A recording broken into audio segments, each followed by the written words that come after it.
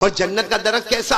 ارے ہمارے آقا محمد رسول اللہ صلی اللہ علیہ وسلم کو پوچھا گیا کہ جنت کا درخت کیسا؟ ہمارے نبی نے فرمایا ارے کوئی آدمی گھوڑے پر بیٹھے اور گھوڑا دوڑاتا رہے. ہمارے نبی فرماتے 100 سال تک کوئی آدمی گھوڑا دوڑائے مگر جنت کے ایک درخت کا سایہ ختم نہیں ہوگا. اللہ نے فرمایا جنت کے درخت بہت اونچے اونچے لمبے لمبے، میرے ساتھ میں پڑھو نا. اللہ نے فرمایا مدہامتان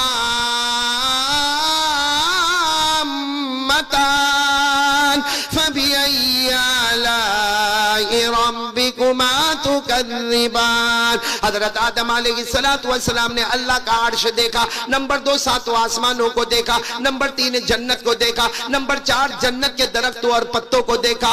نمبر 5 حضرت آدم نے حور کو دیکھا. حور بھئی جنت میں کیا ہے؟